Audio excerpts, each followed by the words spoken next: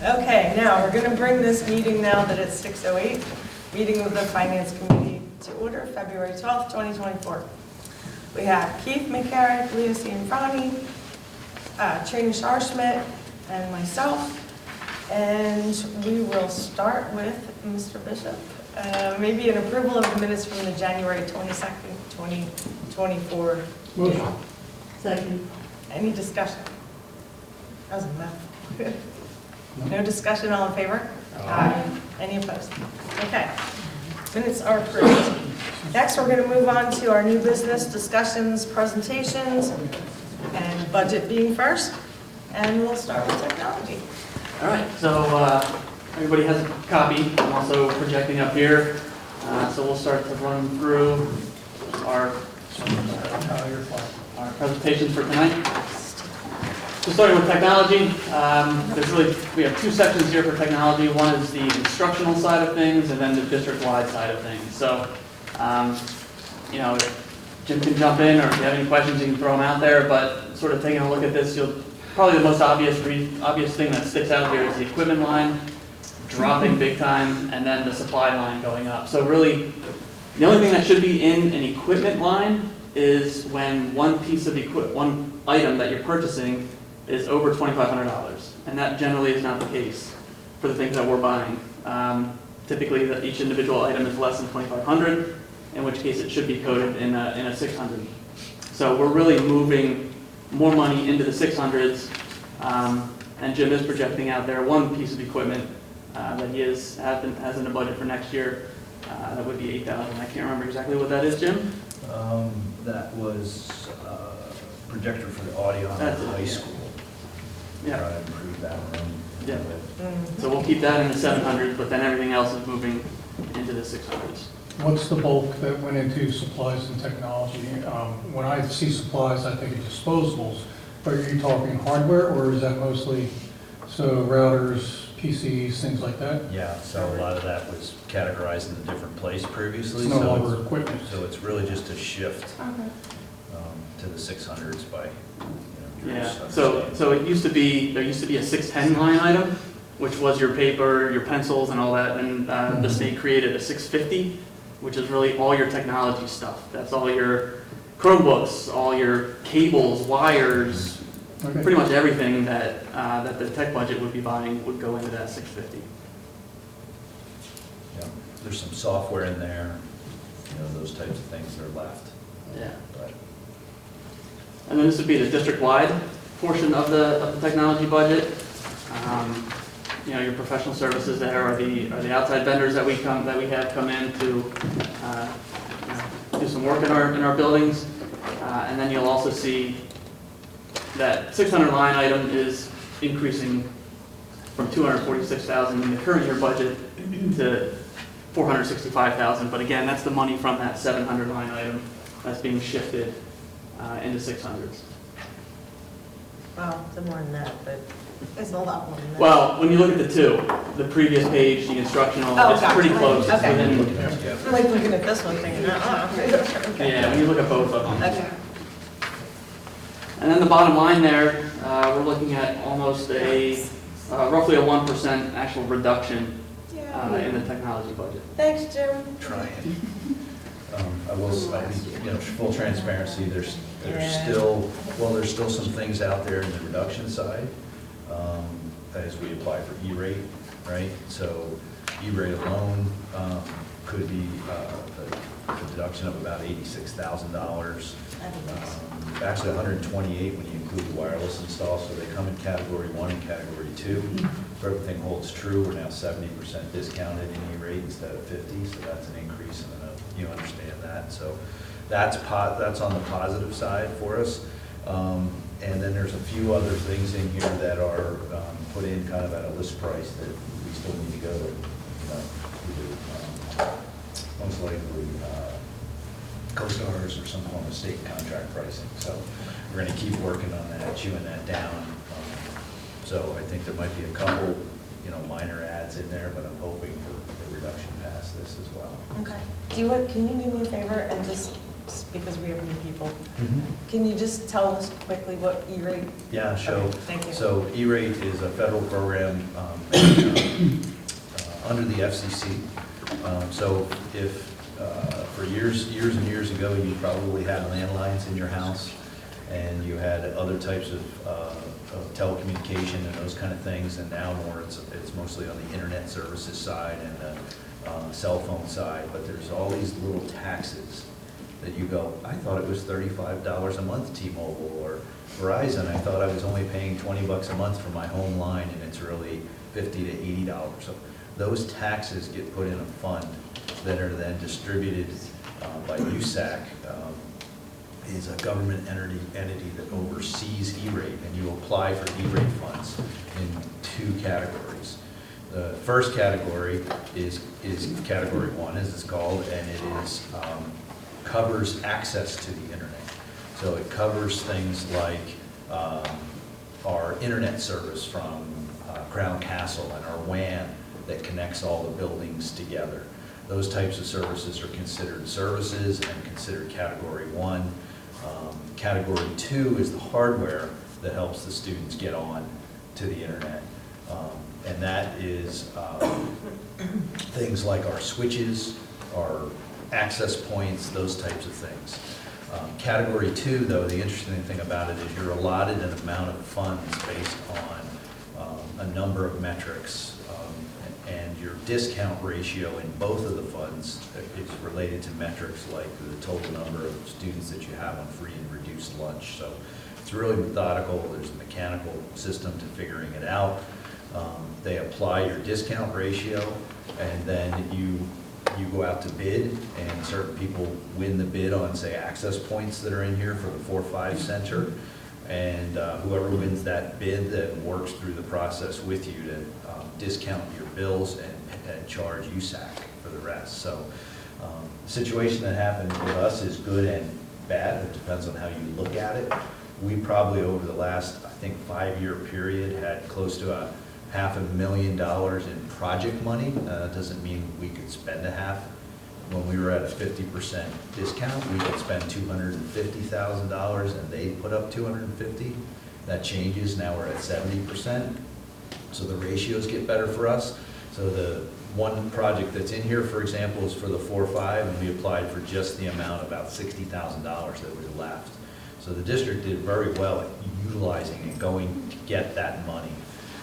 And as we move forward, we expect that if they give us $100,000 in spending, they're going to pay for $70,000 of it, right? So that's a much better situation.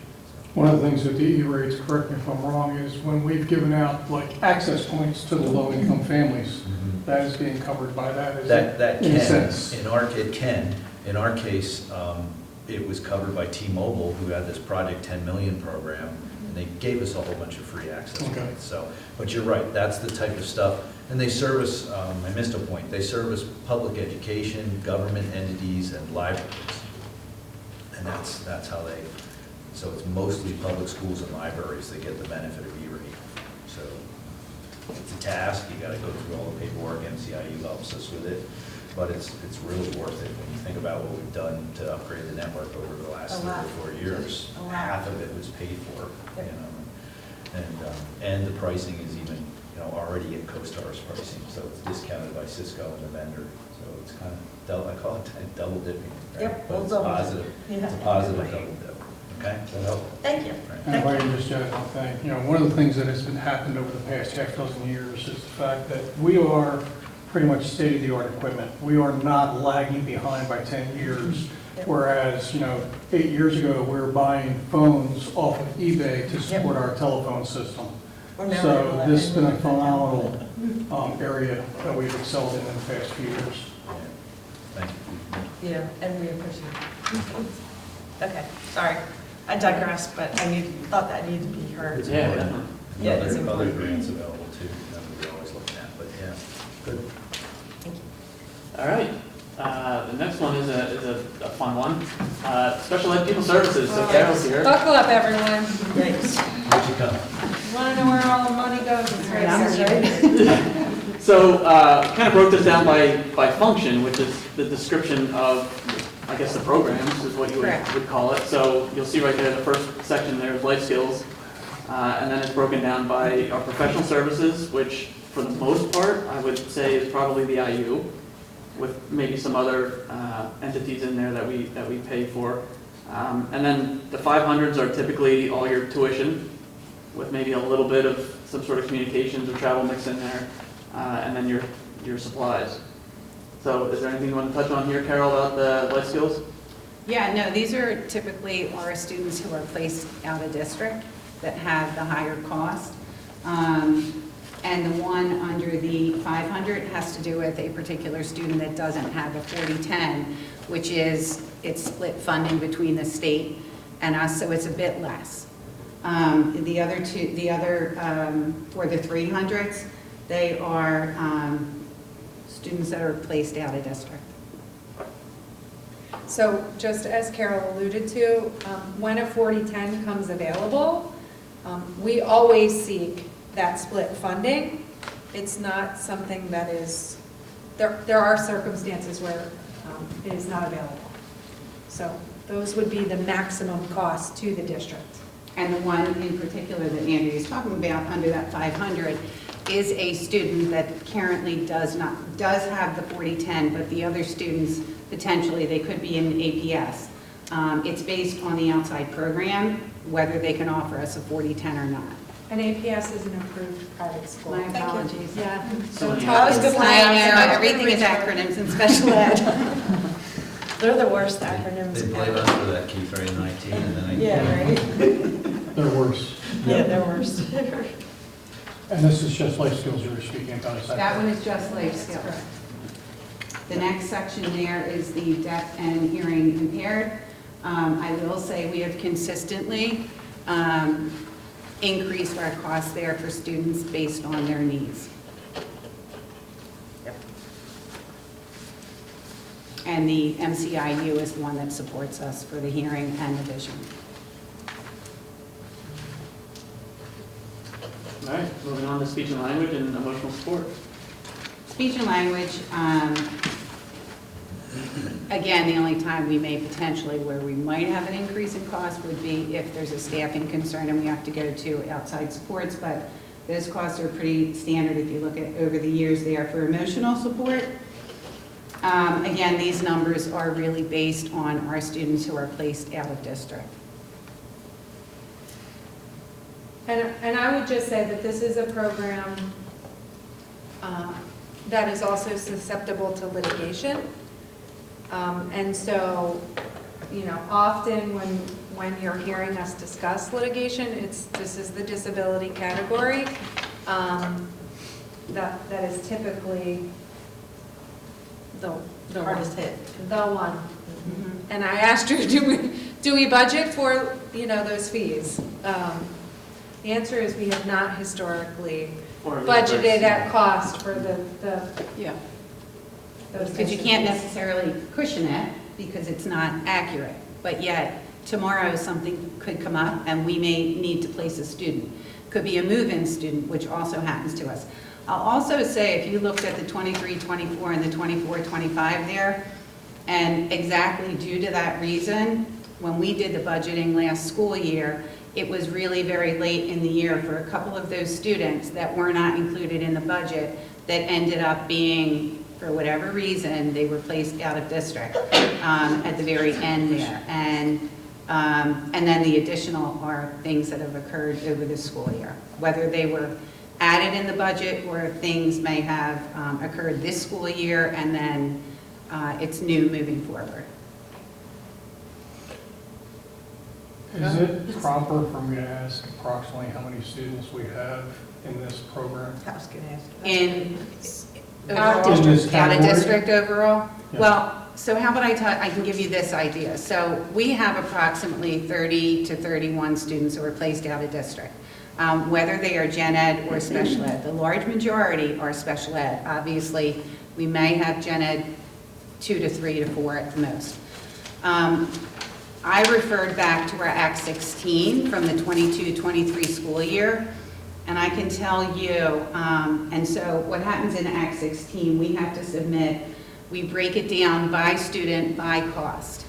And for those students, and then they categorize it. And so your 3B categories are your highest level costs. Over the 22-23 school year, we had 9 students in that cost. What that means, it's typically over, I believe now, it's anywhere over $78,000 per student. And you know that they can easily go over 100 grand. For category 3A, that is typically around the $50,000 to $75,000 a year cost. We have 8 students that are in that cost range. So that right there, there's 17 students that last school year were in our highest categories. Thanks. Does that help? Yep. I That's think, exactly what I kind of remember. yeah. And of those, I would say the students with more complex needs, tend to, the value of their placement is the highest. Our students with emotional disturbance may not always reach up to that tier in Act 16.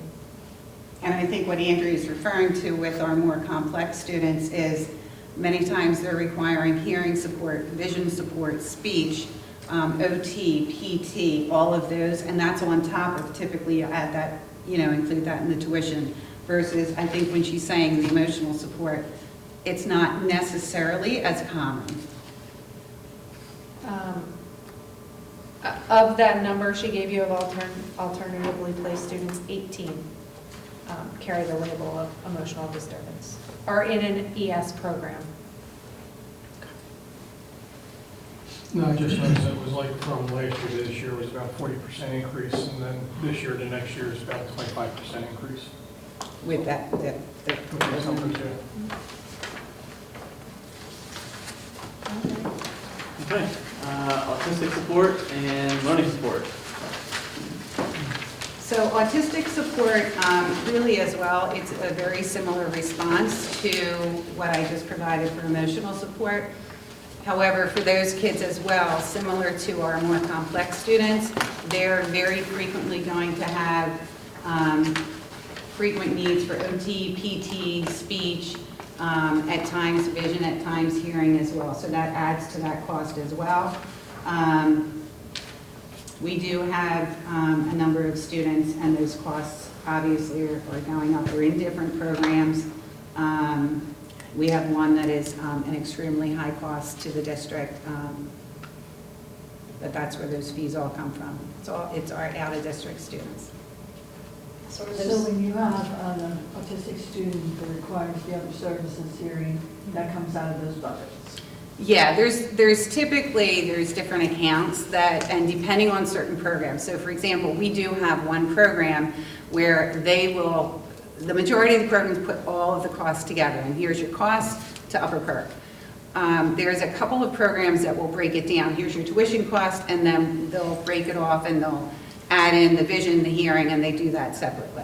Okay. So that's where those minimal programs, it might be in a different account number.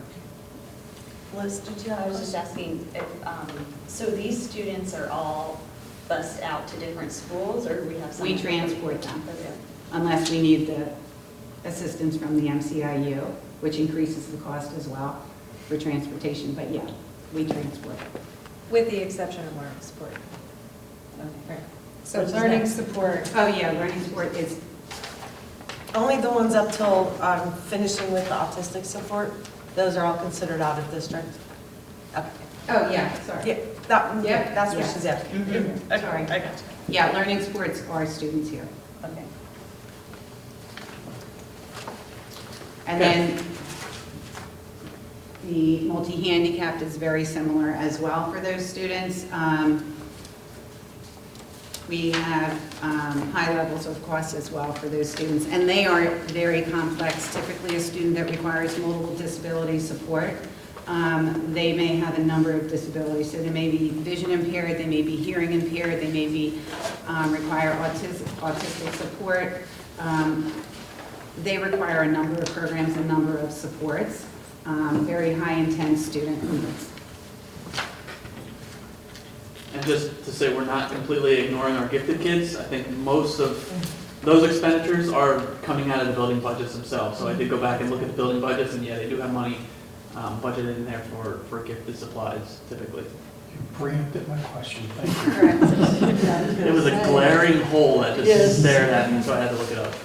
Well, they don't go out of district or anything either, they all get their supports here. Correct, and our professional staff, who are the teacher of the gifted, you know, they do participate in training. We have a consultant through the MCIU, well, she's through the state, who works with our team on professional development days, but their budget is primarily absorbed by the buildings. That is because those classes are generally advanced math or something like that, which we're already doing in a sense, It's correct? just enrichment, basically. Basically, And they're one of our teachers. Correct. That's They're- yeah. providing a district. Yeah. yeah. Learning hard. That was my daughter's gifted teacher, she was awesome. Okay. All right, and the last section here is the 1290, the special programs.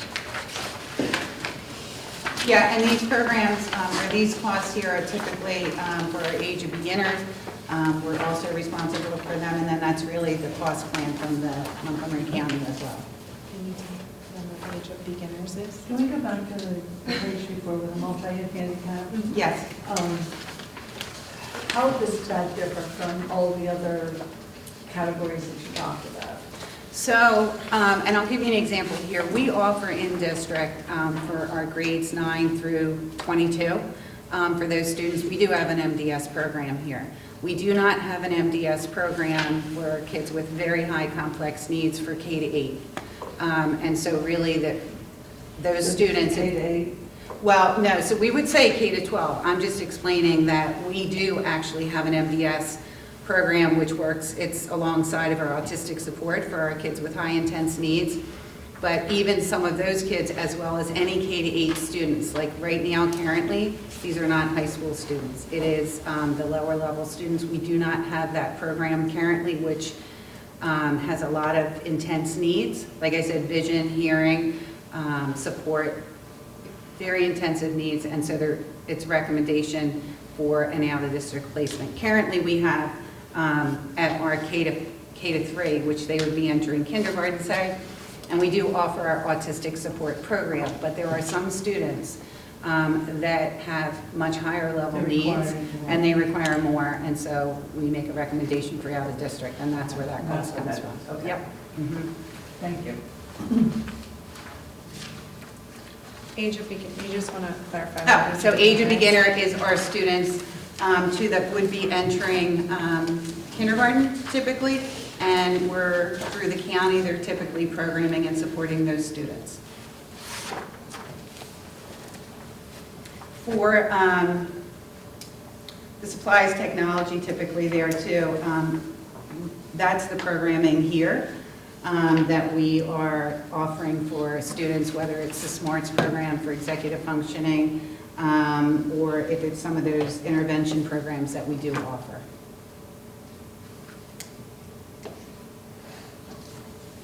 All right, so I threw in the tech school. I guess I shouldn't call it vocational education, but that's the function 1390 in the chart of accounts. So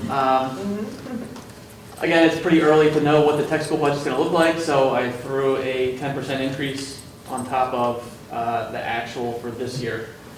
Once that comes in, hopefully it comes in lower. But you know, with the tech school budgets factored in with the number of our kids that are attending, and also the increase that's needed for the tech budget. So that's a line that we'll refine later What's the on. number of the students? The number of students that are there, I'm not sure. I know the registration for next year was 194 last week. But we probably have about a total 700 students down there between all, no. I don't know. Between all of these. I know. I wrote it down. 5-year average. No, that's our 5-year average. It's roughly 300 students down there each year. Yeah, it's just that we get so many applications. But the way the tech school is funded, this is what I want to point out since you brought it up. It's based on a 5-year daily average of what we're, or 5-year attendance average of each sending district. So that's what Drew has right here. So, this will flow up and down as our enrollment at this school goes up and down. Now, one of the things that was brought up to at our school meeting last Monday, was the fact that we send this money down there. So if we send $3 million down this year, if they didn't spend the entire budget, anything left over is returned to the district. We're expecting a return to the district this year. So that money is going to come back to us, and this is something the Finance Committee is going to have to work with, and I suggest that we put that into an account possibly, if we can. And this is something that we're working on now. Because down there, they don't have a maintenance budget like we do at our home districts. So if something goes wrong down there, they might have to pay for it, then they're going to come back and say, hey, we need more money. Just like everybody else does. So maybe like a turf field account, Yes. basically. And we're going to be talking about this later on in the meeting. Okay. But this was like a perfect intro to it. Yeah. Because Good with job. this money coming back this year, they're asking us, can we keep that and just put it into a budget item for us to do maintenance?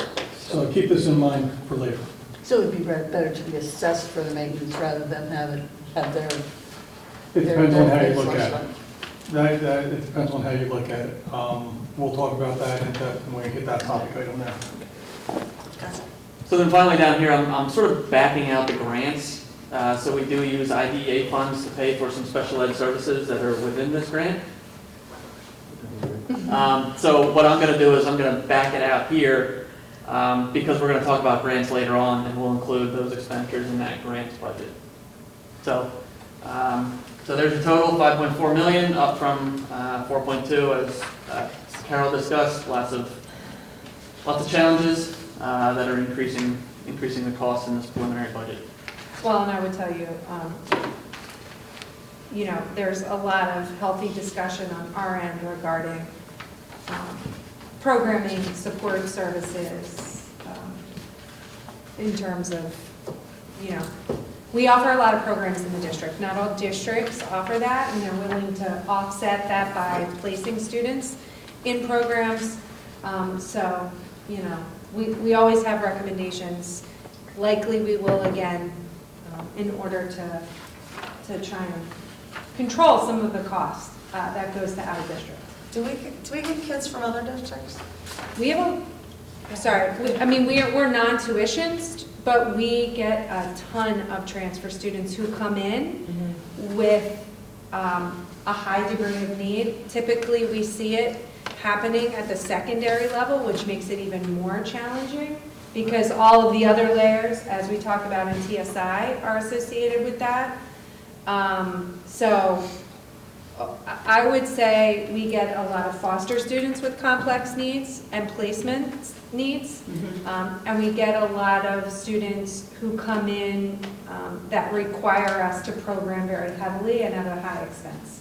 And to add to that, I think this year alone, if I'm correct, I think we have 2 students who are registered, and they came into us from another school district where they were placed out of district. And so typically, obviously, if we could possibly, program for them, we would look at that. However, you typically are expected to follow the current programming when a student does come in. And so that was those 2 kids. The other thing, So they moved here and they were already going out of Correct. district from where they were, so we are sending them to the out of district? correct, and if it That they wasn't, like, the location wasn't, near us, we would look at that. It just so happens, the location wasn't too far, That's good. so we continue to keep the same programming for the student. The only other thing I would add, I think what Andrea was talking about in the beginning, is compared to a lot of districts, we do have a lot, I knock on wood, we have a lot of in-house programs here. However, we're a district that is not quite as large as, say, in North Penn, or where I'm going to say it's very likely they have every single program in their district at every level, very likely, because they have the numbers. We're smaller, so like if we were to look at, as I just mentioned to you about MDS, and we don't offer that K to 8, you have to look at your numbers potentially coming in. And so if we were to open a program, say next year, K to 3 for MDS, you have to be able to sustain it at K to 3 with students potentially coming in. And we don't always have those numbers. You try to look ahead from early intervention, but that makes it more difficult for a district our size at times as well. That's a good way to put that. Yeah. We don't always have all the support personnel we may have the classroom teacher or the special ed teacher, which filling those jobs is very challenging right now for all school districts. But we may not have access to the same time for all the specialists who work with kids with needs. You know, we talked about having one behavior specialist for the whole district. We have a K-12 ES program. That's a challenge.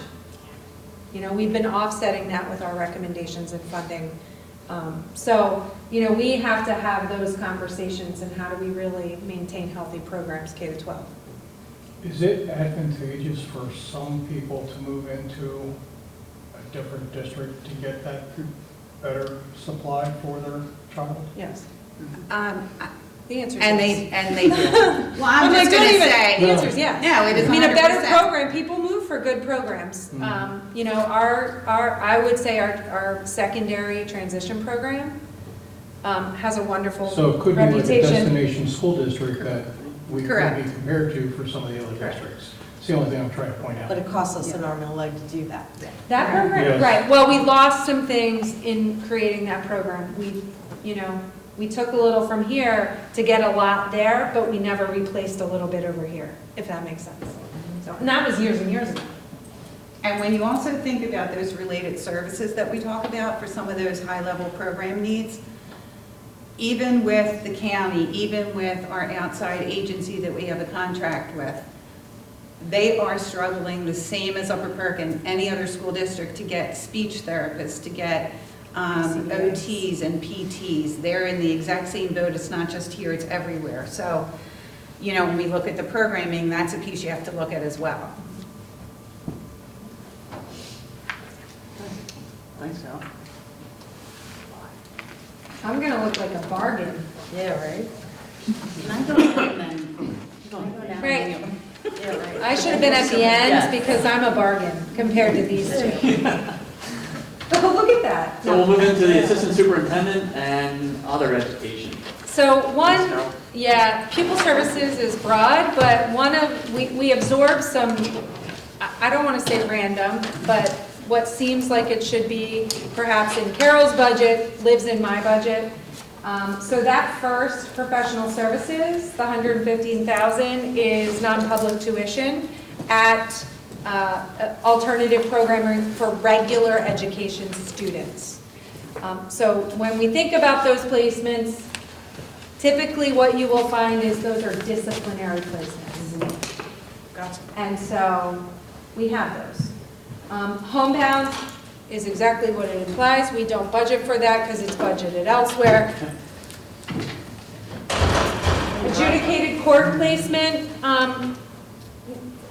we traditionally will service kids in a non-public, placement. However, courts do place students.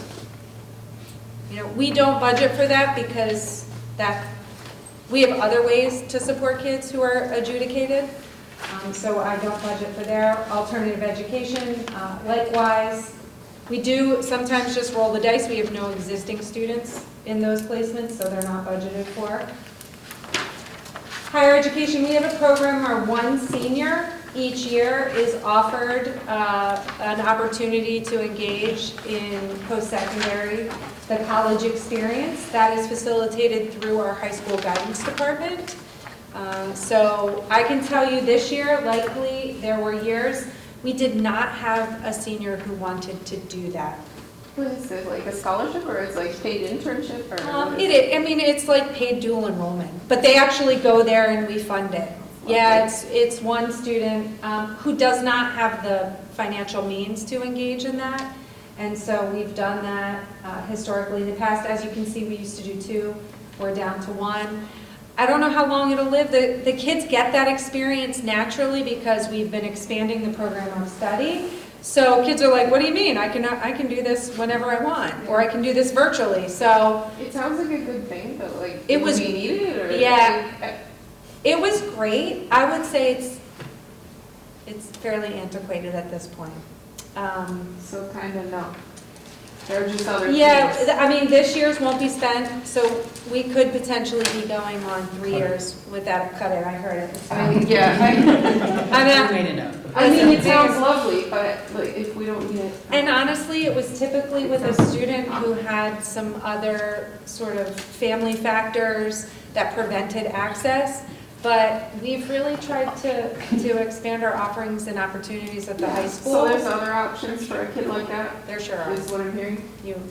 So. Okay, so I'm okay with that, Drew, if you're okay with that. Yeah, I'm good. The only thing I would say is that I noticed this after I printed out these nice copies here and didn't want to have to reprint all of them again. They lined up funny. But that equipment number is gonna have to go into the supply number. It's $150, so it's not true equipment. Oh, okay. It's more defined as a supply. I think we can manage that. Done. Yeah. Yes. Add the circle and plus. Got it. Yeah, mine is four. Did you skip mine? Yeah, you skipped. Guidance services? Oh, I thought you were skipping That's what we over. were talking about, too. Yeah. Yeah, guidance services. This is my whopper, but look at that reduction. I'm saving all of this money for all of you. Actually, no. I'm not. But It moved. this is ultimately what you're seeing in the previous year was our ESSER-funded Lakeside staff. That is gone. We don't have those dollars to support personnel, so we will be losing a middle and a high school counselor for next year. So some of our other services are outlined. Our supplies really represent a few things that our counselors utilize. So we use Pearson for our benchmarks, we use Scuda for our data collection, and we use Naviance.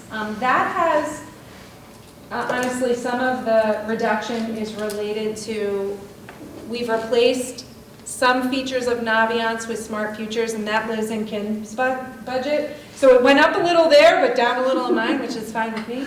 But yeah, other than that, we support dues, we support professional development, if you want to flip, unless anyone has any questions.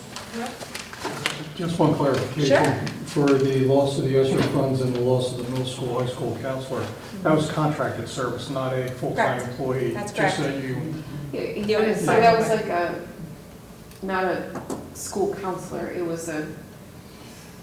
Yeah. Counseling, or it was No. like a counselor with a caseload and like. Yes. Oh, the answer is yes. So, we knew post-pandemic, we used those funds.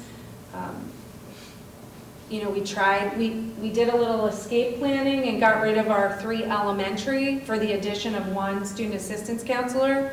So all of our elementaries now have 2 counselors, a school counselor, and then a mental health and behavioral health counselor. The Lakeside counselors this year are working at the middle and high school on our teams. They hold caseloads, they run groups. So we are starting our titration off those services. but we It's have going to be other rough. counselors there that will have to absorb the That's workload, or correct. we need to Can they? replace. Can they? Yeah, what's their caseload? They will. That's a So what we'll do discussion is- for later if you need personnel. Yeah. Okay. So the answer is, they represent, Lakeside counselors are offering Tier 2 services. So they work with the school counselors who primarily do academic advisement and large groups or whole group, activities, a lot of academic advisement, a lot of day-to-day. Lakeside meets with the students, who come up as need, whether it be from discipline, whether it be from parent requests. And then we have our Tier 3 counselors, who are our student assistance counselor, who work in supporting our most acute students, all of our students who have significant mental health. They're coming in and out of placement. They do our risk assessment, our suicide screenings. They're part of our threat teams. They do mostly individual. I typically share this time of year what their counseling profile looks like. I can absolutely upload that to share with the board. But our Tier 2 counselors are running like 12-ish groups. There's a ton of academic advisement that goes on with our Lakeside counselors, while our other counselors are working on mental health. So the job is vast. I will say our Lakeside counselors have done a great job. We will have to absorb. We knew going in that it was going away. Well, part of this was due to the fact that over the past few years with COVID and everything, we made decisions to cut here to boost there. You know, such as, you know, we moved funds around for charter schools because charter school enrollment went up, you know, 3 times the cost of what we were paying, and that's slowly coming back down. So we're slowly shuffling back and forth and adjusting as we need to. We are. And we went into this year mindful that this was our last year of funding. And personnel will not be surprised, so it won't come as a, Yeah. Correct. it's not like a regular company that it comes through and says, by the way, you know, we're reducing 20% and, It hurts though. sorry. It won't. Counselors are really great people, help a lot of kids. Our psychology services, what you see in there, honestly, the largest part, and it's a little uptick, is their supplies and technology. A ton of testing protocol. They utilize Pearson also for some of their digital assessments, some of their Q Global data. So that is always really the bulk of our psychologists' budget.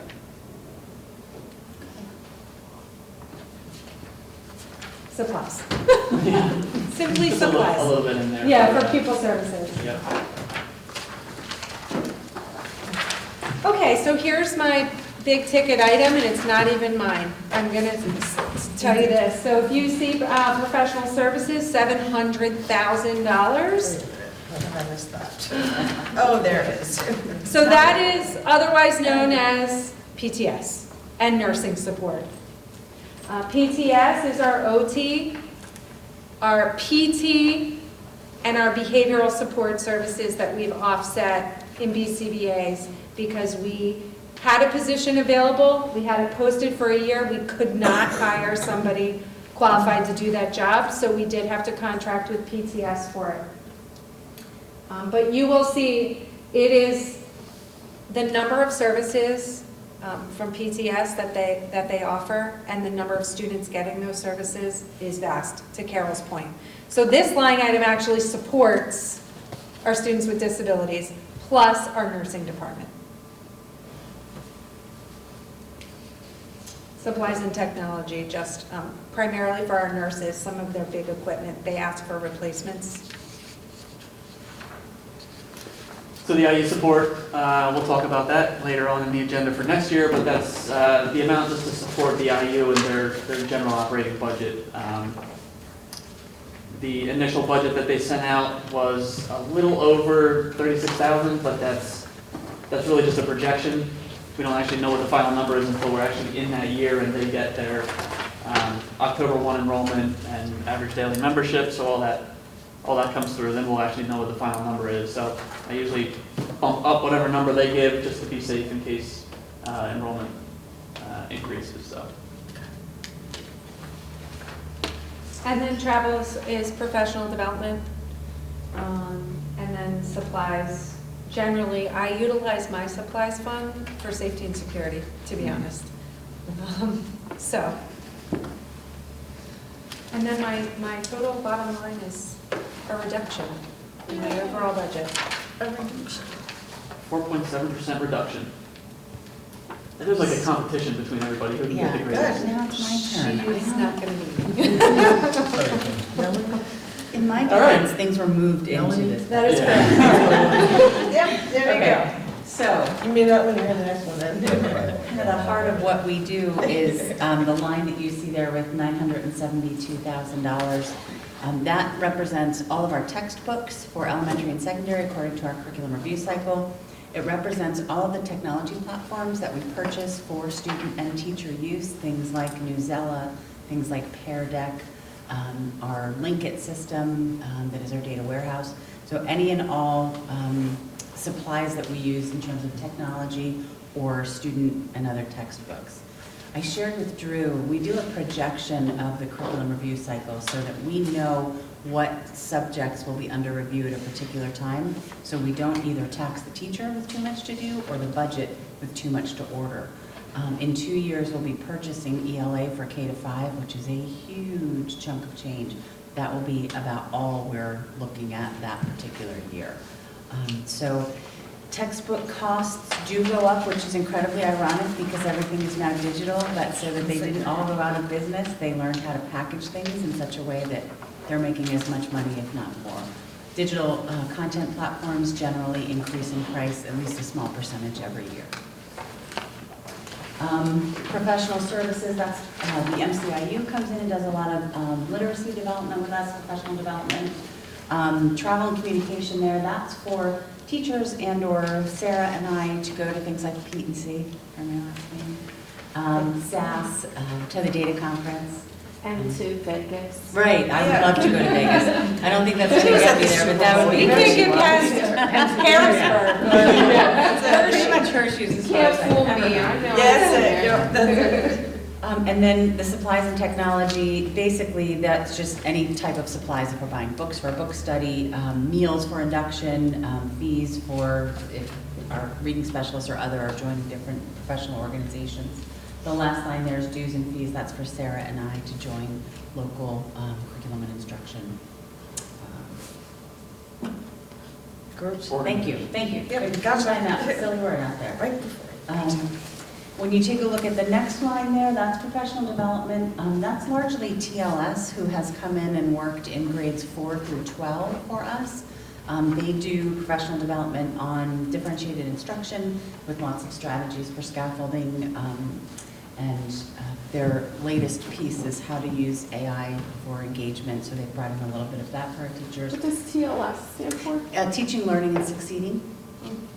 It's a local man who owns the company. He lives in Phoenixville, and he has a lot of retired administrators and teachers who work for him and have over the years. So we've been engaged with them for, 3 or 4 years now. And then the next line there is, this is if we were to send teachers out to the IU for any type of travel that they would have to do to go and get professional development at a different location. And my budget's only up a little tiny bit there. Yeah. 6%. Yeah. 6%. Stop. Doesn't look like much on the paper. not there. that You say the president. Like some others. Come on. Yeah, that's right. Can I just say something about the next page on the grants? Yeah, I was hoping you would stick Okay, around. yeah, I'm not going anywhere. Okay, so I'll kick it off and you can jump in whenever. So the donation's local, so when we do receive donations from, whether it be the Ed Foundation or there's a Travel Unlimited grant, it seems like we get every year for, just small, it's small amounts, but we do need to show both sides of it. We show the revenue come in, we do need to show that the expenditure when that money goes out. So I am going to throw $75,000 in there, and this also is going to include, I think in last month we talked about the UP Work program. So they have a chunk of money that they have built up over the years, so if they do have any expenditures, we can fund it out of this line item right here. I am going to put this money in the budgetary reserve account, just to kind of keep it in that account if we don't. So for this line, if we don't bring the money in, we never spend the money. Right. So it's only ever going to be a wash compared to the revenue and the expenditure line item. Makes sense. And the booster clubs, that's And right. booster clubs. Yep. That's right. Underneath. Exactly, correct, yep. Ready to Learn, Kim handles this grant. It has been, Yeah. Yeah. it's been the same amount, and if you see the governor's budget for next year, it's the same amount there too. So it has been that 378, or I guess maybe 379 in 1 year, which is strange, but it's been that amount for years, and we spend, I'm hoping you guys can help me with exactly what we spend this on. It's salaries. It's our coaches. That's right, it's the coaches. It changed. It Is was it earmarked? Like designated, or we can just spend it how we want? There are always stipulations about how you can spend grant money, that's one of them. Yeah. It's We instructional. previously used it on full day K, but then when we moved full day K, Everything. it was moved to Mhm. instructional coaches. So you kind of can put it where you want, but there's. Then we'd have to absorb the coaches into our budget somewhere, so it's, That's always something So is that, or is the 23-24 budget number wrong? Yeah, I think it's 378. Okay, that, 378, 374. Well, it's- Okay. Always the number. okay. That's what was in our budget for 23-24. Yeah, that's, Ah, I just thought that. Okay. Oh, it was only 287? That's what was in the budget. The actual money that we're getting is this 378, Okay. 374. Gotcha. Got it. Yeah. Ah, yeah, okay.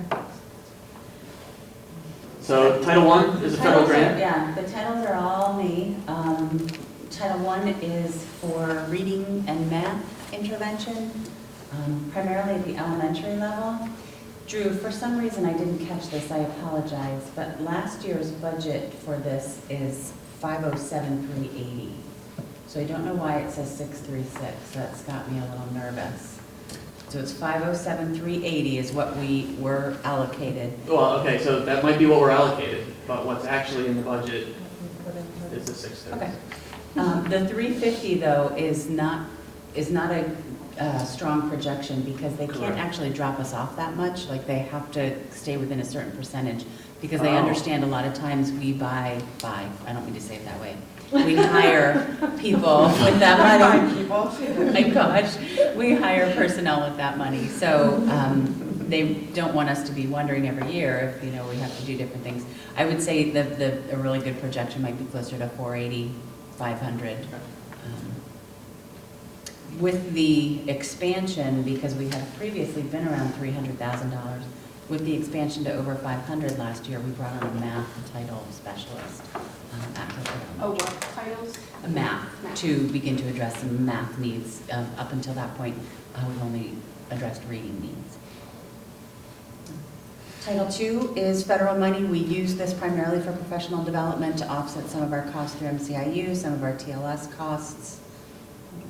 In the past, some years we've used it for class size reduction, Correct. but over the past 3 or so years, it's been for professional development. Again, you have different options of what you want to do with that money, and so we have kept it in the professional development range. Title III, Sarah Rothermel manages.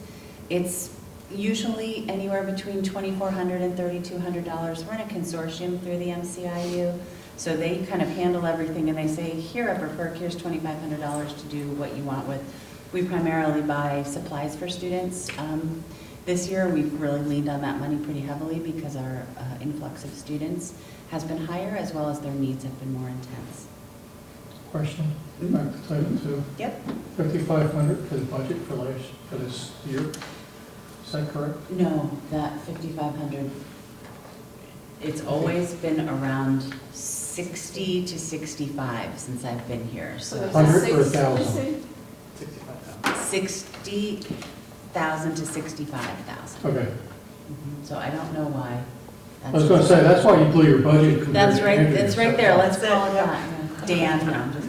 Yeah. And then Title IV is always around that $25,000 range, and that can be used for instructional technology, and we use it to pay for Lexia, which is a literacy program for our K-5 students. It doesn't cover the full cost, but it does offset a big portion of it. Alexia. Just the Lex. L-E-X-I-A, Lexia. Lexia. L-E-X-I-A. And the next one is not me. I have. Yes, sorry. So you said Title II was, you're planning to use it for professional development?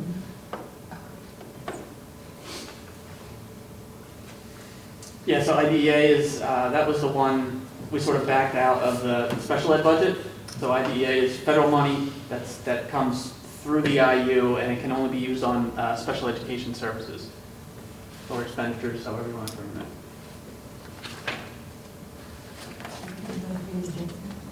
What does IDEA stand for? Individual Disability Education Act. Education Act. Individuals with disability. And then just, so, there was a lot of talk, I know we passed, that $6,000 for DVCE. So that was coming out of that Title II, that federal professional development money. So if approved in 24-25, that Title II would be money that's used to pay for that training as well. Okay, Access is another pot of money that we earn based on, and Andrew can help me with this, but expenditures for students who have Medicaid, is that That's correct. Yeah, who have Medicaid, but we have to provide the services for them during the day when they're here. We can report those expenses, and then we can build up I always call it a pot of money, but we do have some money set aside at the state level to use that money then on special education expenditures. What did I I've miss? been jockeying for that money for a long time. Doesn't always go to my recommendation. I mean, ultimately, so we partner with the IU, who helps support us in our access billing. So we have staff members that log.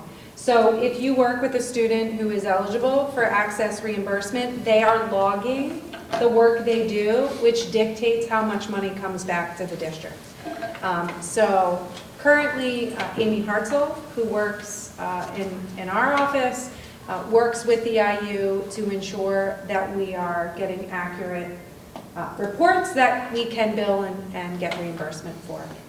Now, the access program is for financially hardship families, things like that, low-income families, that type of student, not necessarily your middle-class student. Yeah, I mean, so, Disability. yeah, I mean, And it's not technically, necessarily it's, special ed.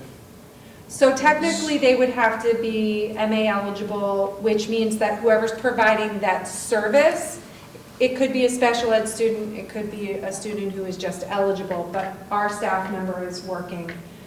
So our behavior specialists, our speech therapists, our counselors who are in a student's IEP providing that service, they would log to get reimbursement.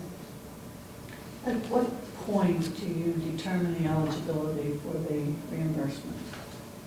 So we don't determine that, so we help facilitate the application process. So based on what you submit, Oh, correct, correct, how you get reimbursed. that is correct. So let's back it further. At what point you have a student who's eligible, do you file the claim? Because I'm thinking of insurance claims.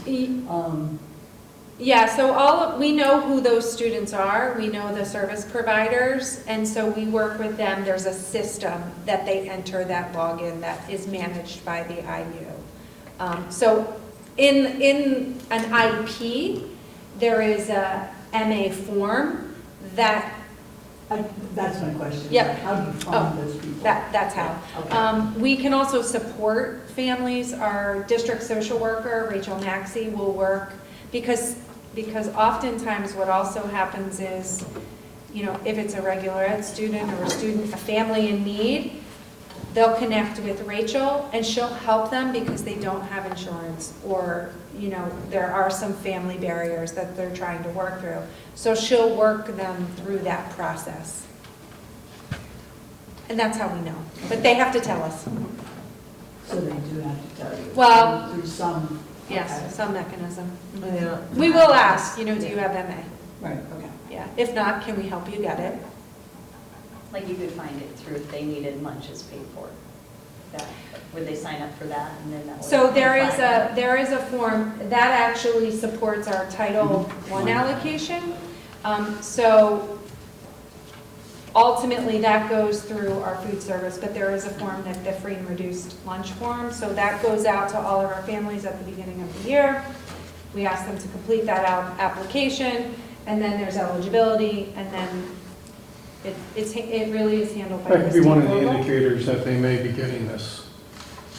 Correct, but not always. Not all of our families with free and reduced are MA eligible. So really, it's through the work of the teams and oftentimes our district social worker trying to help families. But a lot of families come with it already. Okay. All right, and there you can see the complete drop-off in CARES and ESSER money. Like a free jam. Yeah. And then we do occasionally have those sort of other state grants that sort of pop up. We can typically never budget for those, but we can reopen the budget and sort of correct that later. So, like we did with the special education budget, we sort of backed out the grants. Well, here I'm going to back out salaries and benefits, because when we take a look at salaries and benefits, I'll include any salaries and benefits that are in these grants in with those figures. So that's just looking at Right. 'cause grant we're not getting expenditures. There'll be a those. subgroup for that, for the salaries funded by. They'll be grants. all lumped, yeah, any grant-funded salaries will just be lumped in with all the salaries and benefits. Okay. So it looks like an increase in grants, but it really isn't, just because of how I'm backing out those salaries and benefits. All right. Thank you, Kim. If you're welcome to stay. Hey, thanks, everybody. They It was still great have seeing you. cupcakes, I'm sure. Don't cut my budget when I leave. Is that a ploy? Is that why you're telling When me? you leave, you'll be Yeah, down you have to less sit than in a 1% increase. Want me to take some around? All right, so I'm going to pinch hit. I can take any questions back for Craig on facilities if we have any. But just taking a look at the budget here that he worked on. So your 300s there are going to be your professional services. If we need to hire, well, I'm trying to think.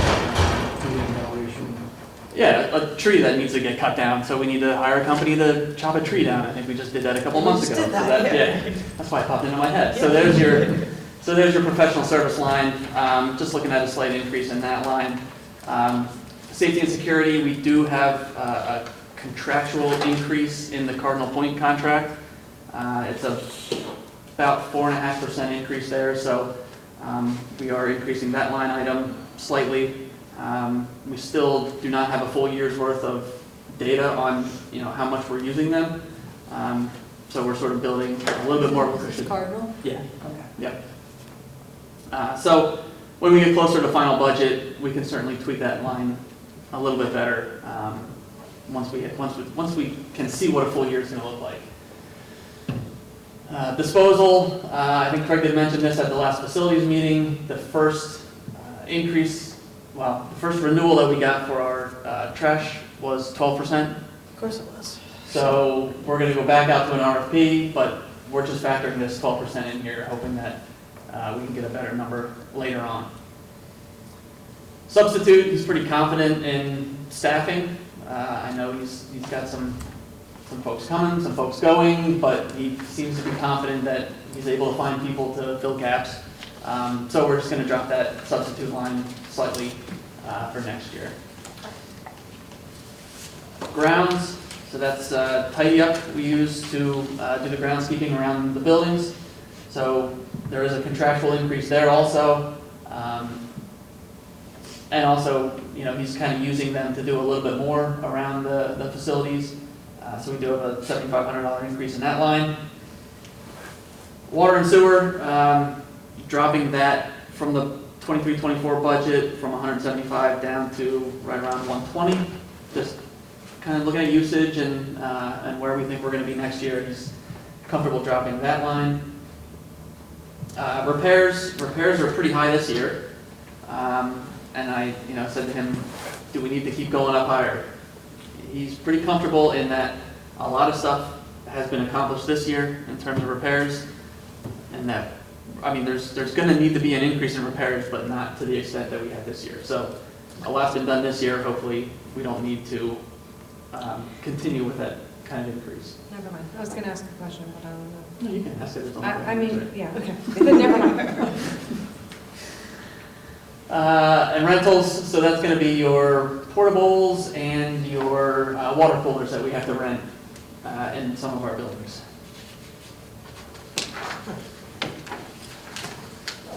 So if we were doing any general funded projects, that would be in this construction line. We do have the money over there in capital reserve, which is outside of the general fund budget. So we don't need to budget anything here because we do have that money sitting out there in capital reserve. So that's zero this year, and it'll be a zero for next budget year. Can I ask Sure. sorry, are you okay? So construction, what's the qualifier for that in terms of using that code compared to supplies? So that line would need to be something that would be a part of a building and would increase the life of the building. And I guess technically it would have to be over 2,500, which is such a small number, but it would have to be a part of the building, a part of the guts of a building. Okay. And have an expected lifetime. Yeah, Redoing an entryway for a Well, building the would be reason, the reason I asked is because, as we talked about, there are some construction efforts that are recommended just out of some of our project work, some of KCBA's work, and so I didn't know what that, I don't think we got there yet, did we? The facilities, I don't think we No, did. we haven't. We're Okay. still reviewing. Thank you. I have to rewatch that. yeah, so, I mean, if you're looking at a boiler or something, We did that already. but that would move, a boiler, that a be- chiller, We don't wanna do I that. mean, We're not that's, doing that again. Pick a different one. you can make an argument that that's equipment also. well, that's what I was wondering, Yeah, because. so that's- Capital items. Because, It's you know, based capitalized on, equipment. okay, based on facilities, you know, the conversation was, you know, what in rank order were the 10 things that needed to be done? And we're working on establishing that list based on KCBA and the Giza study. I don't know if they would have qualified for a 450, that's why I asked. Yeah, Door replacements, some of that stuff that. Well- Right. Yeah. Correct. So, Pool renovation. Yep. that definitely needs to be capital yeah. project. Okay, Um, sorry. Oh, that's a great question. Yeah. So- You getting sick of standing there? Getting sick of chewing gum and pushing it in the hole. Taking a damn tour. So it's way too early to predict what insurance is gonna be, but I did actually meet with our broker a couple of months ago, and right now it's a 14% increase. They always, because I have experience with them, always come in high when they meet with you this time of year. They The like way to they come can in look like and- the hero. Yeah, yeah. Look, I saved you money. Yeah, so hopefully that number comes back down, and it sounds like it will.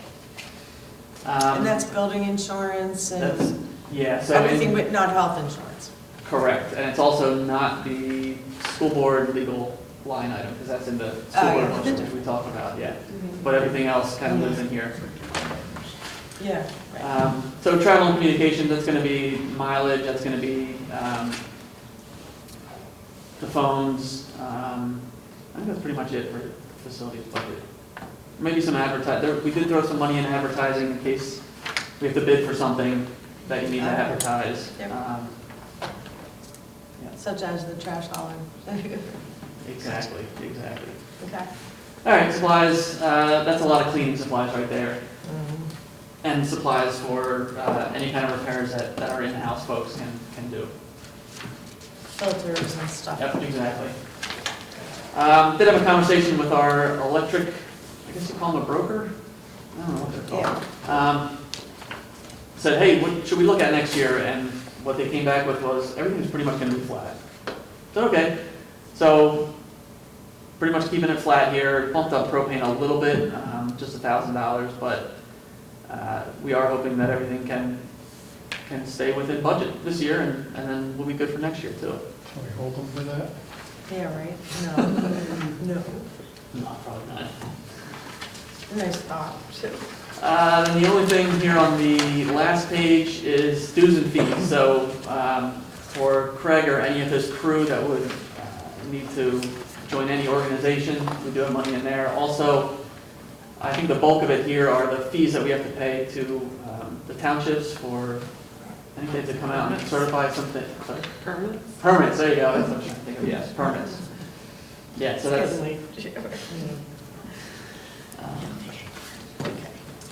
so that's the facilities budget right there. It's about a 4% increase that we're looking at for next year. So the next page, the summary. So these were all the items that we have previously talked about over the last 2 sessions, I think, that we've talked about budgets, and then tonight. So where we are right now is $29.5 million, and Good, it means you're gonna get to staff. yeah, I know. Oh, God. Yeah. That's So, ugly. yeah, it's not good. So far, it's 2.6 million increase, and that is just under 10%.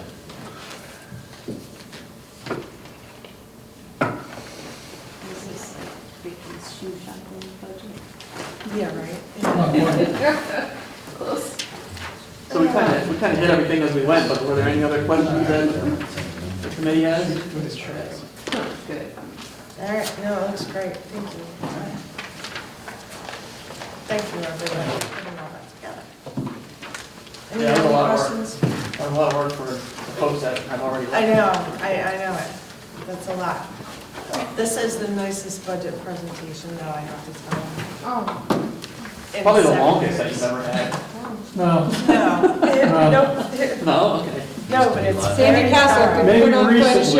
Yep, There's a line item by she line didn't item. actually know anything either I'm when you were like, that. it was a long, Yep. long. All right, They so trying to keep it moving here with Yep, yep, move Montgomery on County IU budget. So I did have the attachment in there, so if anybody wants to take a look at it, it is in the agenda. So this is the membership services budget for the intermediate unit. And they actually do a really good job of explaining what you're paying for their budget. It's, like we talked about, it was I put $37,000 in the budget for it. But it supports the government relations, so that's the legislative updates, all the legislative work that they do. The Office of Organizational and Professional Learning. I don't know if you know more about this than I do, but, Yeah, of course it does that. numerous regular job like leadership council meetings. So that's the second thing. And then Office of Technology Services. So that would probably be Jim and his group. So they do the WAN, right? The regional, or WAN, I guess is what you call it.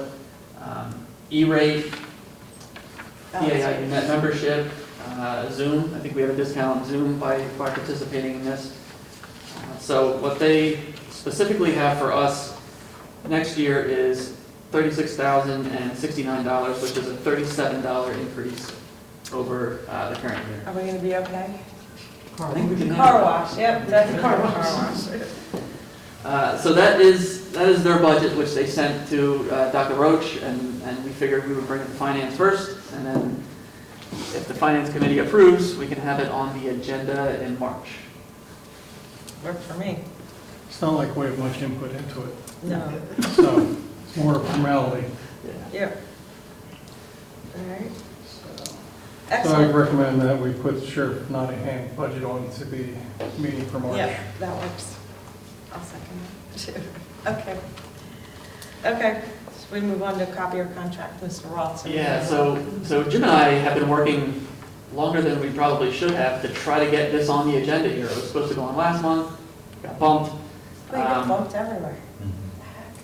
So if you want the real short answer is, what we were looking to do was looking to keep the same vendor, but only upgrade half, a third, I don't even know how The many. big machines, basically. The big machines, just upgrade the big ones and keep the little ones only on the service contract. Pay as you go, that kind of thing. And we were hoping that was gonna save us a good amount of money. We found out this morning that that's not gonna be the case. So essentially what they told us is our contract for the copiers is up at the end of this year. And the quote that they gave us. Fiscal or? Fiscal, June 30th. So we're currently paying $8,500 a month is what they said. And what they can offer us with the refresh of all new machines would be $7,600 a month. It's amazing how that works. Right. I never can figure that out. We get the same way every Went for time. buy 'em out. You get a better one and it's new and it's cheaper. Yeah, I mean, Jim had a great idea of, because initially we were told it was a $1 buyout for any machines that were on there. Right. Which, when they dug through the contract, found out that was not the case. So that kind of threw everything that we had thought we were going to start looking into to come Look to at the that, finance this committee. next one, right? It just threw everything out of whack. But their proposal did come in $900 less per month for a 5-year contract. Okay. Do we So, have a 5-year contract now?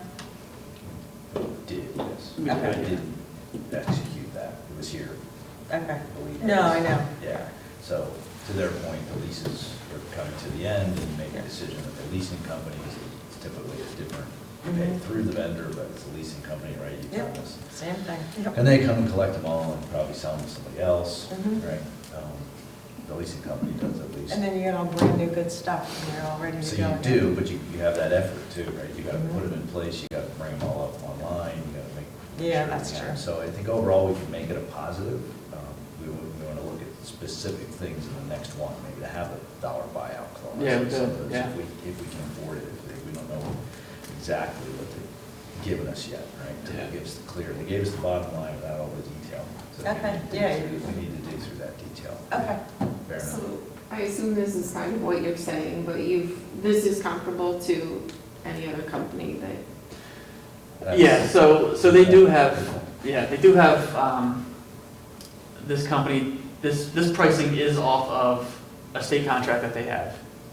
okay. That's what they have told us, because that's where the pricing came from. They had to wait to get pricing because it was a new contract or something that they had said. It's that like was coming in. co-stars. It's kind of like, yeah, it's another I don't know that it's version of CoStar. officially CoStar, Right, but, but it's like Like co-stars since they've been. Yeah. so just to be clear, Something we don't have to go to bid for. Right. Well, Right. Or- we wouldn't have to, Right, because that's what I'm it is a saying. service, yeah. Yeah. And they've been good to us from a service perspective. Yeah. Okay. So a lot of We're not like in a this lot of- conversation, but, you know. Yeah. A lot of people will do the RFP for copiers. Send out the RFP, send out to all the different companies, and then look at your best proposal. I will tell you that, and I was dealing with the same company a year and a half ago at my previous position. Couldn't get it all worked out, sent the RFP out. And it was just like, this is what we have to do, that's what the board wanted, so we did it. Somebody came back lower, we checked references and received bad references for the lower proposal. So then we still ended up going with the company that we currently have. That we did, And you my wasted prior a lot of district. money setting out an RFP. It and was making a up the lot of, standards and. yeah, there was a lot of time spent on that RFP. There was legal costs involved too, because they were not looking at the lowest proposal, but again, it's not a bid, so you can choose Right. who you want to go with. So, I mean, that's, I guess, my word of caution, because I feel like it's Groundhog Day, I'm living this all over just somewhere else. Yep. And they did end up going with the company that we're currently using. So, just to be clear, there is an RFP proposal that, you know, you could tell us to go out and do, and it would make sense to go out and do that, but this is also, as Jim said, you know, I think Jim has a good communication with the tech over there at this company. Yeah, we've been lucky. I mean, if you're gonna Yeah. save $12 and you're gonna go through all that and Yeah. change company, like, I don't know, like, Right. if it's, You could end up with a different brand. Yeah, right. If you Which stay, makes it if even you stay in worse. the line, the teachers are comfortable, you know, they change, but it's not Are that you looking at significant. reducing the number of pieces of equipment or? So I think, to be honest, when I came here, I was pleasantly surprised that the district, I feel, did a good job with that. Okay. They had long before gone through where there was an inkjet on every desk Yeah. and so forth, so there is consolidated printing. Mhm. There's maybe 2 printers per hallway. That's fine, you know, in your academic rooms, so explanation saying that yes, you're impressed fine with me, that yeah, number. yeah. We might switch a couple, Andrea, right? Yes. We've got our eyes on, this one may not be as useful where it is, but. Andrea's not as useful as where she is? No. No, never, ever infer that. They want me in technology.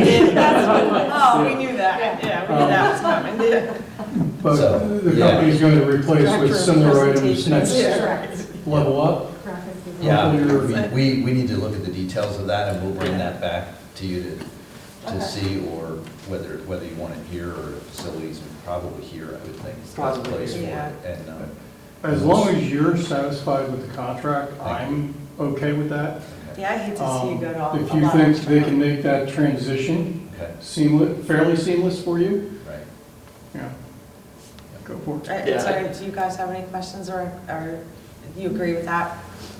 it sounds good to me. Okay. Yeah, we we're gonna have a little bit more information for you, but just, that's kind of the way it went. But I think it was helpful to have this conversation, because you could say, you have to do an RFP. And Yeah. I would say, great, that's what we'll do, but Yeah. I do think that'll help us in our No, considering the time, it's not worth going out for an RFP because I've gone through this at work where our vendor dropped our maintenance on everything and all of my equipment was out of date and I spent the next 3 months scrambling to get new things tested and implemented. So no. Yeah, Yeah, Go and with that this. can be, that's a technology nightmare. yeah, it just can be. And Yep. You get a lot of frustrated people, Yeah, right, with that. yeah. Yeah, and services. He had it all. Yeah, exactly. All right. All right, so when we get more information, Keep we'll, digging that. yeah. Okay, that But works. if we needed to do an RFP, we needed to get started. To with know. this. Yeah, we needed to move quickly. Yeah. Okay, all right, no Okay, RFP. Thank you. Yes, okay. Okay. Move on to the Western Center and the return of fund balance. Yeah, so And we're not. Director McCarrick set this up perfectly in our Yeah. discussions during the budget. Thank you. So I do have extra copies here. I don't know if everybody received it or not. I did not. I don't have a ton of copies, but- That's okay, I saw it all before, so. Yeah, take a picture. Andrea, You should be, yes, I'm calling you all. That's what I'm over here doing, sorry. Right here. Gotta make sure somebody shuts off. Yeah, I got it, okay. thank you, Jim. Thank you. So, and I will certainly defer to Director McCarrick here, who knows a lot more than I do about this, but there is a request from the tech school that they had some expenditures planned for 22-23 that they couldn't complete due to supply chain issues, and those expenditures are going into this year to the tune of $400,000? Yeah, $400,000. So, yeah, I guess it is written in the Articles of Agreement that they return all fund balance back to the sending schools.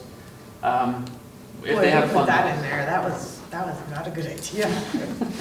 Well, there's an explanation for that. Yeah, I know. It's a- So they're requesting that they take $400,000 off of the fund balance that they are supposed to return, keep it in order to finalize those expenditures, those projects in this year.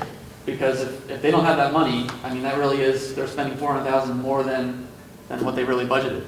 Because they budgeted last year, and they just couldn't get the work done in time, so now they're gonna have to finish it this year. it's like a- That's my understanding. It's like a holdover. Yeah. And I believe that the superintendents of each of the individual districts would prefer that the money be refunded so we continue operating the way we have. Because there is no formal budget down there for maintenance or capital improvements. And that is a topic of discussion that will be going on this year to see if there's a way for us to establish a fund down there so when something like this happens, we can roll that over into an account and keep it there to pay for these run-of-the-mill repairs that come up. This is different from if we wanted to expand the school down there like we did back in the mid-2000s.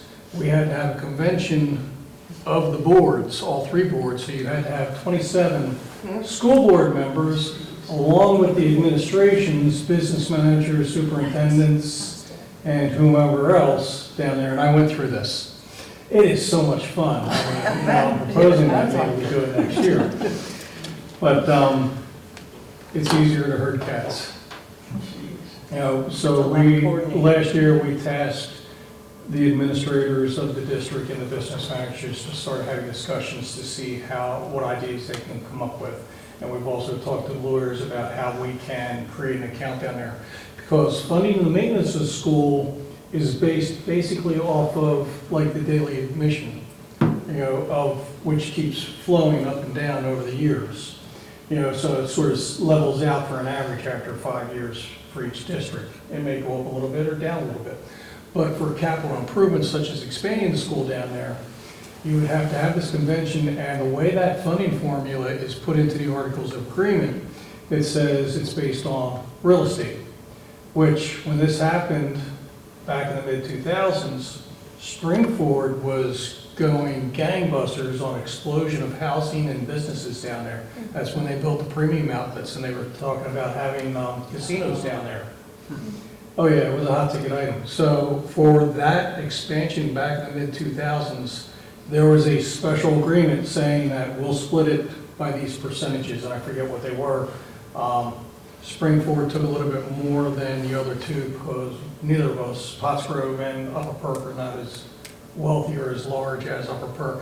One of the big drawbacks, concerns of this back then was the fact that since Springford was expanding so quickly, they were building elementary schools, middle schools, high schools, that they would use the tech school as another campus.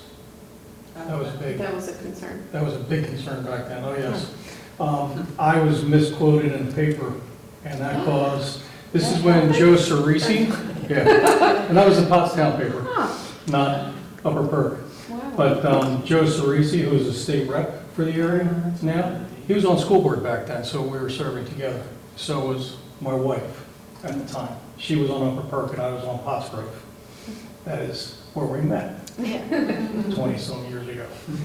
But that was the basic history of it, and this is what we need to get through. I believe superintendents support having the money refunded. So the money sent back to the Sent back to district. those districts. Well, Do they're you just gonna recommend- get it, they're just gonna get it again anyway, but it But kind of it helps gives, keep us, it keeps apples So- to apples. For this year. We can think about this over the next month. This does not have to be. Okay, The only way this will impact it is their budget. If we don't give it back to them right now, they'll have to increase their budget for next year. which means we're gonna give it back anyway. Yeah, we're giving it back one way. So- If we take this money back, I would so right suggest that now- we put it into a non-designated account and we set it off to the side. Yep. So right now, who has the most funding this year, this coming year? Who's the biggest contributor? It's either us or Springford. Okay. The percentage wise. It's not that far off. Okay, and then it doesn't matter. Okay. I was being sneaky underhanded, but I won't do that too. Yeah, so according to the 5-year average ADMs, it's still Springford.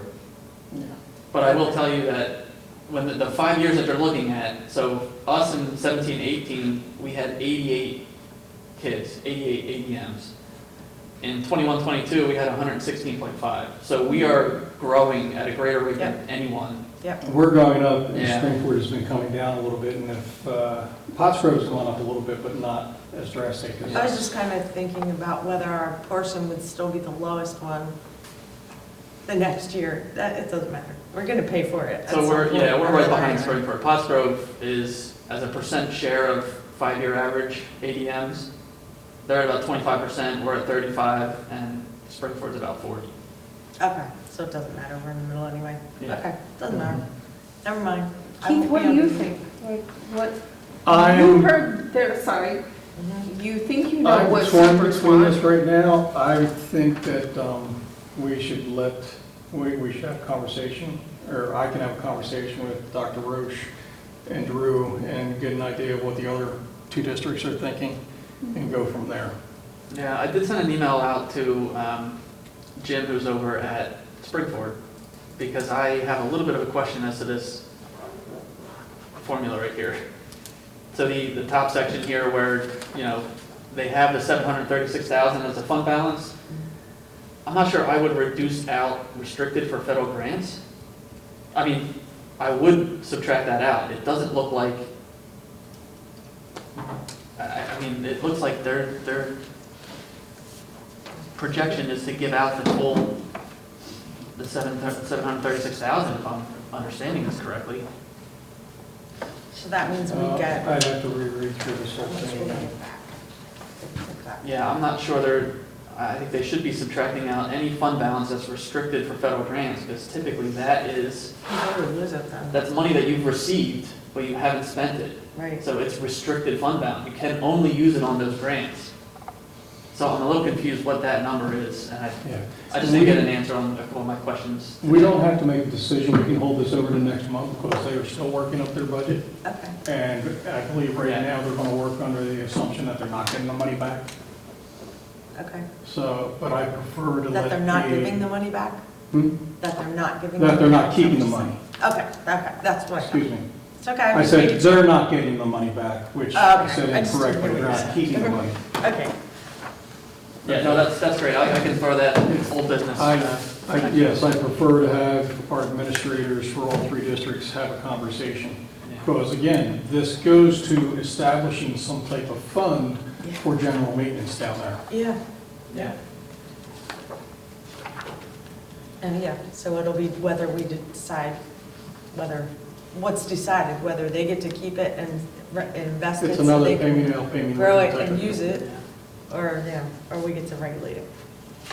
Okay, all right, we'll move on, unless there's any questions, we'll move on to old business, delinquent real estate tax bill. Is this about Berkmer? No, No. no, this is a real estate tax. Yeah, so this is a taxpayer who has an issue with their real estate tax bill being liened with Portnoy. With what? Portnoy Law Portnoy. Associates. Oh, I We use got them you. Through the collection agency. Yeah, collection agency, yeah. So the email that was sent to the board, this was back in January. Yeah, So we talked about it at the last finance meeting, and the committee asked me to get a little more information from the taxpayer, and I did get a copy of the settlement sheet, which is dated June 24th. I believe the email, I think she thought that said it was later. July. Yeah, she did, she said it Yeah, was late July, so maybe she just I mixed mean- up the months there. Okay. It would have been a little more confusing if it was July. Yep. It makes a little more sense why this person is having this issue when the settlement date was June 24th. I think their title company asked what the tax bill was, because June 24th, that's probably a week before the new tax bills were sent out. Okay. Their title company asked what the tax bill was, didn't get an answer, so they just didn't do anything. Okay. June 24th, the property is still in the name of the prior owner, because there's a cutoff probably early June, I don't know if it's early May, early June, whatever that cutoff is, that the county says, here's your file. This title transferred after that date, so she never received a tax bill, and never did anything, found out that it was liened, much later on, 6 months, 8 months later, whatever it was. She didn't get notification before She the never lien- received a tax bill. She never received a tax bill. Yep. But as far as the liens being imposed, she never received notification that that was happening? She did not until, Portnoy will go through the collection process, which also is taking a look at updated records, which isn't done in that span of July through December. Right. So they'll do it in December then, and that's where they caught it. So she finds out in December because of March. sort of a mix-up of, she found out in March? Yeah, I found the email. Oh, I she found out in Oh, she did find out in March, yep. Yeah, So she said March June- 23, she received a notice July, that she hadn't paid August, her September, tax bill. October, November, December. So this was January, March. June of So- 2022, Oh, okay. and then she found out in March of 2023. 8 months later, Yeah. she understands there's a lien. She received a What's the notice. dollar amount we're talking about? The fees were $692.89. Yep, And that's what she's asking to. But now it's now $740.07. But she paid the taxes. But she She didn't didn't pay pay the the late fees. fees. She doesn't want to pay the 740. Right. Yeah, correct. and I'll reverse my thoughts on this from all the other community one we had. Yeah, if you get a late fee, you pay a late fee. I'm sorry. I feel bad about that, but if I paid something late and it was 8 months till somebody told me about it, I'd owe the late fee. This one I don't have a lot of. It's really tricky. I can see both sides. The paperwork sounds I know. like just crisscrossed, like it I know. just, Yeah, but we can't, Was- we can't do that forever, yeah. like for everybody. It's not I our get fault that. that, Mhm. I don't know. I I don't mean, know. that's what I'm thinking Can anyway. we settle at half or something? I don't know. Did she make any effort to try to, before she came to us, did she do anything? Well, it took from March. She said on March 27th, she mailed the check for the taxes without the late fee. And the check was cashed, but there was no communication saying they did or didn't accept her proposal to omit the fees. So on December 13th, so so that's another 6 months, almost. She received a notice from Portnoy showing she made the payment of the original amount without, and then that there was a notice to pay the late fees and 6 months of additional late fees of $47 more. Stop for a second. She paid the one fee minus the penalties. She paid the tax. She paid the She paid the tax, tax, but but was not the that penalty. in March. regards to Portnoy contacting her or for the current Yes. taxes? Yes. Did she contact Portnoy and say, I'm paying this but not minus the? I don't know what she doesn't say what she actually sent, but she just says, oh, she said, I included a letter explaining why I did not include the late fees and asked that they honor that request. So, and 6 months later, 9 months later, they sent her another statement saying she still owed the fees. And the statement they sent after she paid the tax was just for the late fees? Yes. Because it said that she paid the But they tax. accrued. Yeah, And then an additional $47 because the fees had not been paid. yep, So it was $692.89 and then it went up to $740.07, yeah. So she's looking for roughly $100 because of No, late she's fees. looking for $740 For all off. $740. She never said she paid any fee. She just paid the tax. She made the payment of She just paid the that, tax, not the which fees. is the tax. Oh, okay, so that's all the fees. I mean, unless it was a first-time homeowner who didn't know, but I don't think so. I'm sorry, but I don't think it was. no. I would say no, because this is a failure on many levels, and it's not ours. One, the title company should have taken care of it. If not, if they didn't get an updated bill, they should have advised the new homeowner that they should be on the lookout for it. Two, she should have had better contact with Portnoy. Mhm. Yeah, I would have checked again if I had late fees, especially $700 worth of them. I've gone I wouldn't have through waited 9 more similar months to get situation another myself. bill. I remortgaged a few years ago at a very good rate. I was forced into escrow accounts. I know that escrow accounts suck. I kept an eye on it. Yep. And I got out of it as soon as I could. I had to wait 2 years. They screwed up our insurance, they screwed up our taxes, every time. Drew, you have the settlement sheet? You don't have to say the amounts or anything, but can you tell if there was a mortgage company?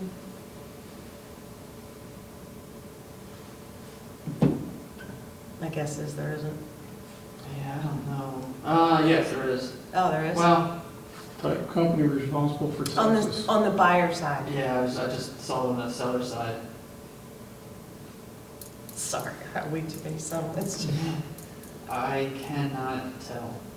Okay, Is this another new home situation? no, No, it's not. it's in the vineyard. Oh, yeah, Burning Sark, I should have seen that. Yeah.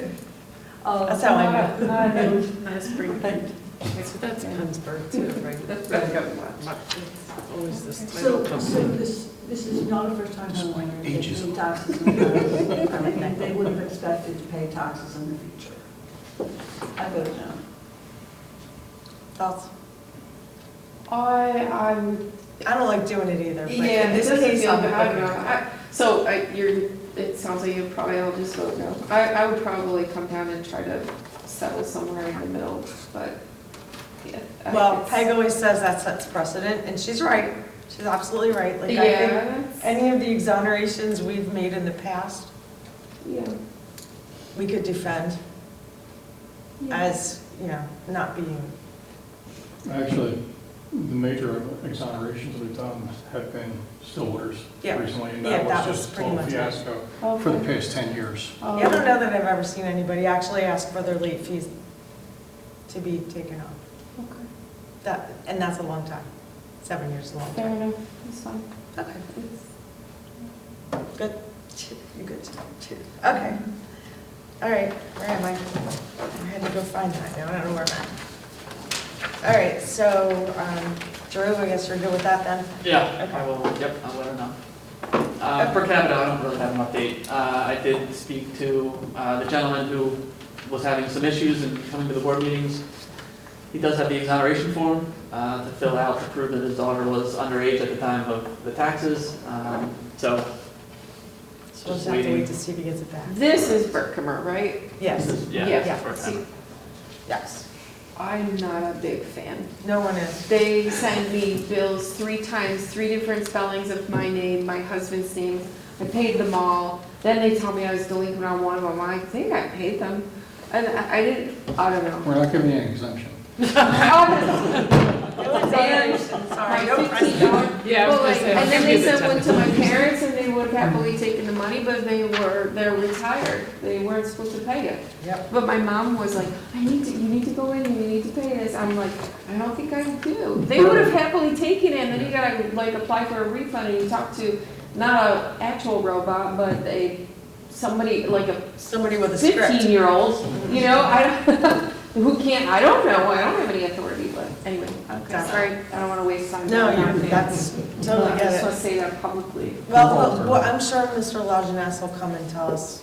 I'm hoping he'll come and tell us that he got it back, that she got it back. I just followed up with him a couple days ago, every time, Oh, I mean, It will take months for it to happen, but I know. hopefully he will file. that's what I'm this saying. I hope he comes and paperwork gives us the follow-up on it. usually the board meetings, when they're coming up, trigger my memory, so Exactly. that's Thank usually when I you. check in with Thank him you. and. But he has the form, you just don't. He has the form? You don't know if you filed it. Correct. right? Yep. Well, it's all on film. So again, You know, the at least onus he- is on him. Yeah, it's on him. It is on there, yeah. All right, so we just had some informational on the budget, but I think that was in there before. Was that? I think you've probably Is that seen the it board in the update? board update. Okay, I knew I Yep, saw yep. it. So I did throw that in there just in case you wanted to. Okay. Or is it? Yeah. Yep. Okay. Do we announce? All right, does anyone have anything else off the top of their heads? So real quick, I just want to talk about this real quick. Yeah, It's that's. item B under informational. So I always like to track the properties that are lien in the district. So I took a look at, well, this is obviously this year, and then I did take a look at last year. So there is a large increase this year in the properties that were liened through Portnoy. I will tell you from my experience, every 5 years, there seemed to be a spike. And I can't explain it, don't know why, Yeah. but, and I'll do it here too, but I'll take a look back and we'll see just dollar amounts. And there was a spike just every 5 years. I don't know what it was. Interesting. I'm hoping Yeah. this is the year, because I did briefly look back at liens in the year before, so it would have been 2021? Yeah, 2021, and it was, I mean, it was lower as well. So it seems like this year there was a spike. Certainly monitor it just to make sure that we're not seeing some problems here. What's the difference between interim taxes and current? So the interim taxes would be if you build put a shed, garage yeah. or- Yeah. If Yeah, you but you receive gave a a shed. donated He shed. gave a shit. But that's, yeah, so if you're doing upgrading your property Is it a she in the shed? middle, they'll come out and Yeah, say, yeah. you can increase your value by X amount, you mail a little partial bill. Or And if you owned property that wasn't developed, would that be? You would, yeah, And then if if you you got developed it, you would developed get an interim if it was in the middle of the year, Or yeah. if you had a hole or something, Okay. give you a new bill. Yep, and then the I've current done lots of taxes is stuff just like that. everybody's bill that was sent out for that year. Right. So Pennsburg needs to get their act together, is what I'm But saying. they're broke, aren't they? No, they Don't even are. go there. They look like they are. And Upper Hanover. Yes. Yeah, that's a lot. So, So is there anything we can do about this? I was looked at this before. It was on the yeah, board update, and I looked at it, and I was like, holy crap. That's a lot. I'm not really sure that there's anything that you can do about it. I know, just thinking out loud. Yeah, I mean, it's worth monitoring because I'm very curious to see if it holds true, that it is kind of like in every, I can't remember if it was 4 or 5 years, but every 4 or 5 years there was a spike. What Yeah. could possibly be an explanation for that? I could never figure anything out. Yeah, I mean, it would have to be economic or, Leap year? no, maybe leap year, yeah, maybe leap year. Yeah, I don't know, I'll have to think about that a little bit. Yeah, So I come up So- with some crazy weird way that would happen. yeah, so I'll take a look at it, but that's all that I had. Okay, all right. Does our public have any comments? Okay. Does our committee members have any comments? Okay. Motion to adjourn?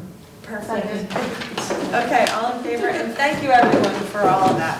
Please take your cupcake. Yes. Take No. them home. Yes, you do. I had one.